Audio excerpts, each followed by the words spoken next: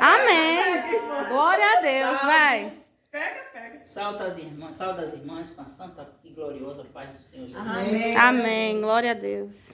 Irmãs, eu era professora, eu ensinava em 3 municípios. E aí, fiquei doente da mente. Porque de um esposo que eu tinha. O esposo que eu tinha, ele me atormentava tanto. E eu era bruxa. E ele me atormentava tanto que eu não conseguia nem atender as consultas que vinham de outros estados, de outros países que vinham até de helicóptero, eu não conseguia mais atender. Porque quando ele bebia, ele esculhambava até quem ia fazer a consulta. E aí eu não estava suportando mais, e aí eu comecei a viajar, não conseguia mais dar aula direito, porque quando eu ia dar aula ele dizia que ia lá esfaquear meus alunos. Eu fui candidata a vereadora na cidade. Quando eu ia para uma reunião na Câmara dos Vereadores, quando eu ia para a reunião na Câmara dos Vereadores, ele ia também lá, não tinha como. Eu fiquei com aquele trauma de perseguição. Toda vez que eu saía, para mim ele estava atrás. Eu carregava ele no meu carro para poder ir dar aula em outro município. Ele entrava nos bares, bebia, e até a perna que tinha, ele jogava para o lado, pegava meu carro com uma perna só, dirigia. Era horrores. Quando chegou um dia, eu disse a Deus: Deus, se o Senhor tem missão na minha vida, o Senhor vai resolver. É isso que ele está correndo. O Senhor vai resolver. Está correndo atrás do cachorrinho. Aí eu disse assim: o Senhor vai resolver, meu Deus, porque ou o Senhor mata ele ou o Senhor mata a mim, porque eu não suporto mais ficar na vida que eu tô. Eu parava meu carro na pista e me açoitava no meio da pista, que as carretas paravam, o carreteiro descia do carro e ia me pegar. Aí eu comecei a trocar minhas casas tudo por carro para tirar da cidade, depois que ele faleceu, porque assim, eu falei com Deus, de um dia, com 3 dias, Deus matou ele. E ainda foi ele conversando com um amigo na sala. Deus aí, ele infartou. E aí eu nem acreditei que ele estava morto, botei no colo, levei. Chegou lá, a médica disse que estava morto e já estava com situação difícil. Aí fizemos o velório, fizemos enterro, e aí eu saí da cidade. Quando eu voltei na cidade, eu resolvi que eu não queria ficar mais lá. Porque eu dava muita cobertura também a gente ruim. Há pessoas que, mães, pais, pediam socorro, e aí eu ajudava, acabei ficando sendo ruim.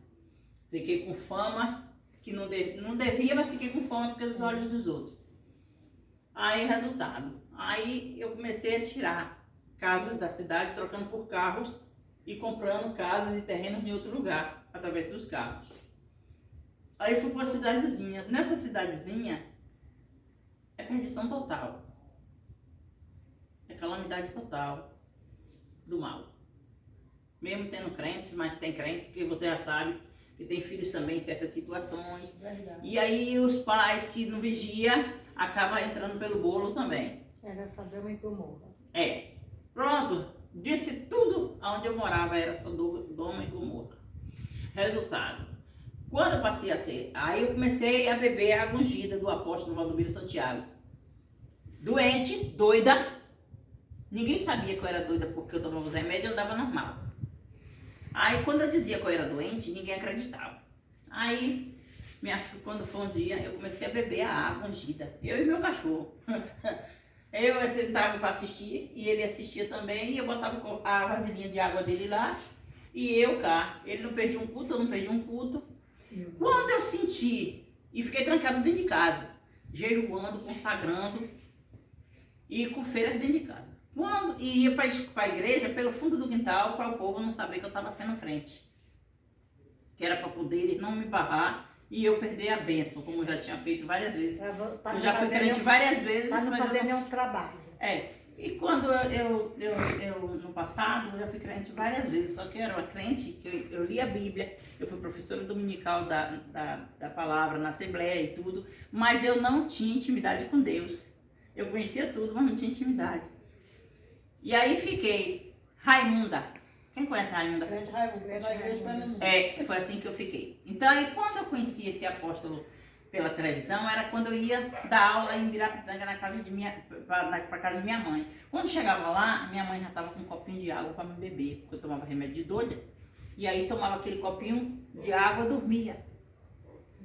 Fazendo tratamento no CAPS e dando aula. Quando eu não suportei mais, porque eu estava sentindo que eu ia machucar algum aluno, eu falei com a direção, não tem mais condições de eu trabalhar. E aí fui para o INSS me aposentou, eu como esquizofrênica.